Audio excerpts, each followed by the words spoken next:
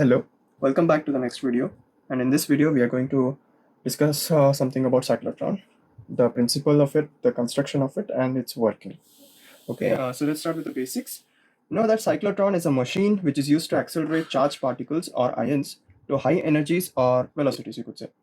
Now, it was invented by the scientists, or you could say physicists, E.O. Lawrence and M.S. Levington in the year 1934.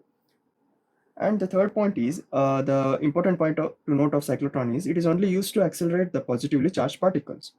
Okay, so now let's get to the principle of the cyclotron. The principle is very simple. Okay, a positively charged particle can be accelerated to high velocity with the help of both electric and the magnetic field. Okay, so in this case, the electric field and magnetic field are cross fields, which means that they are perpendicular to each other. Okay, that means they have a 90-degree angle difference between both of them. So this is about the principle. Now let's see the construction of the cyclotron. We can see here two electromagnets, that is a north pole and a south pole, and the magnetic field in this is in this direction. Okay, so now these two are what are called as Ds because they look like a letter D, and these two are nothing but metallic hollow cylinders which are pre-vacuumed. Okay, so there is no presence of any air molecules or ions in these cylinders. Okay, so let us name them as, let's say, D1, and let us name this one as D2.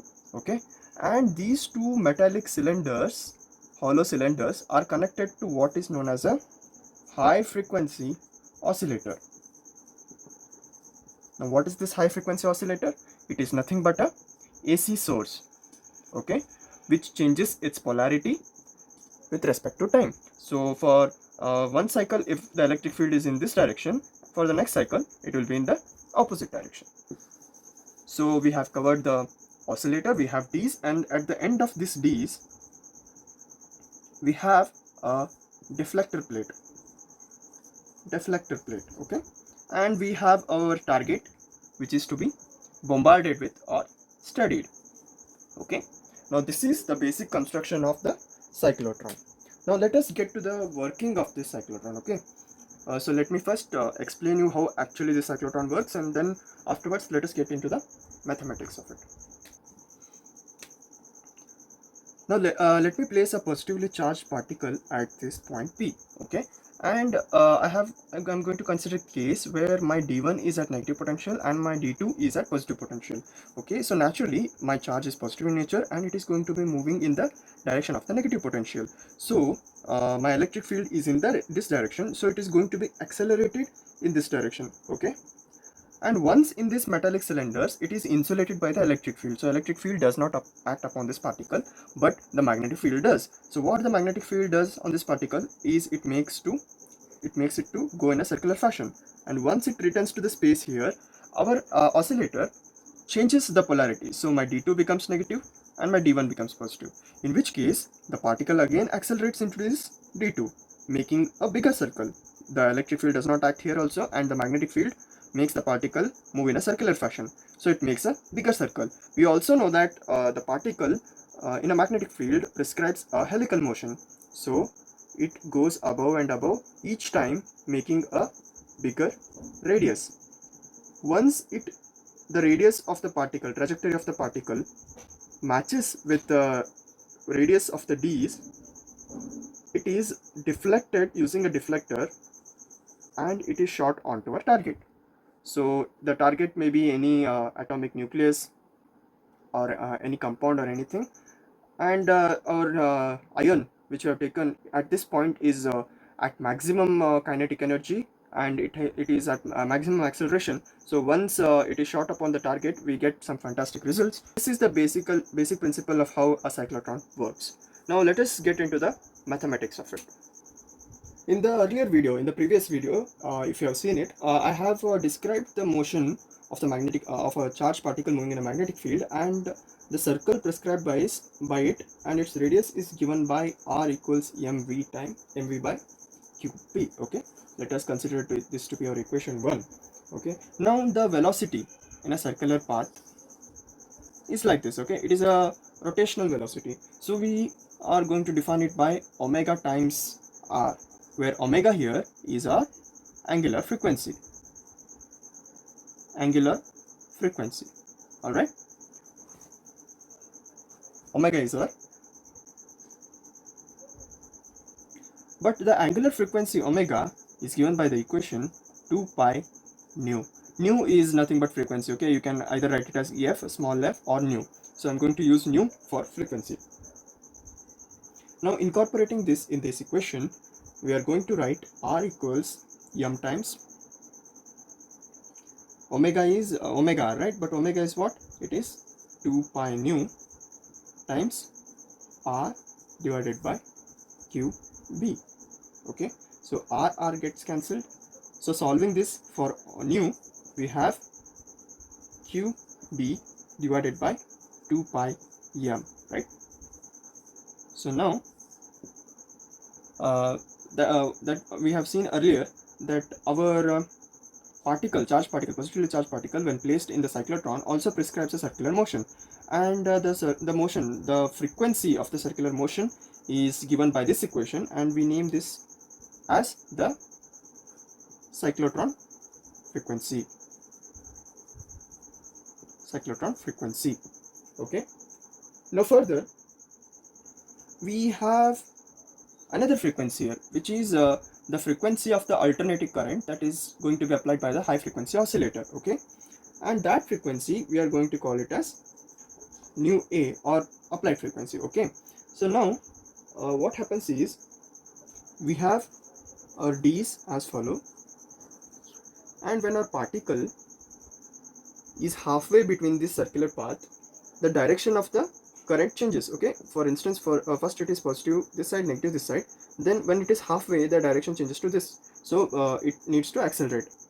So now the frequency for the half revolution is equal to the direction, the frequency of the change in the direction of the current. That is, the applied frequency when equal to the cyclotron frequency, our particle moves as it is supposed to move, and this condition where our applied frequency is equal to our cyclotron frequency is termed as the resonance condition.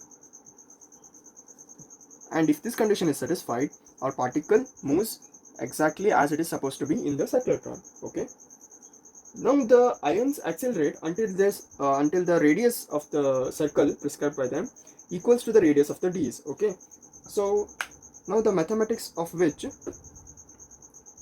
from equation 1 we have for velocity v equals to q b r, I'm going to take capital R, by m, where capital R I'm going to write it as the radius at exit point. That means when the radius of the trajectory of the particle becomes equal to the radius of the d's, then I'm going to write that radius as the capital R. Okay, so now we have the equation for kinetic energy, that is we are going to calculate the kinetic energy, maximum kinetic energy achieved by the ion, positively charged ion, at the end of the d's, when it is coming out of the d's. Okay, for that we have the equation for kinetic energy as half mv square. Now substituting for our v, we have half m times q square b square capital R square by m square. M cancels out, and we have the final equation as q square b square r square divided by 2m. Okay, now this is the maximum kinetic energy, or it is the kinetic energy achieved by the positively charged ion when it comes out of the cyclotron. This is all about the mathematics of it. I hope you have understood the principle of this cyclotron. before ending the video, let me give you something to think about, okay? The first one is, can the ions or positively charged ions be accelerated more than or the speed of light? More than the speed of light? If so, what would happen? Just think about it, just imagine it. If you want, you can search in Google also, and please comment the answers below. And the second one is, why can't the cyclotron accelerate negatively charged particles?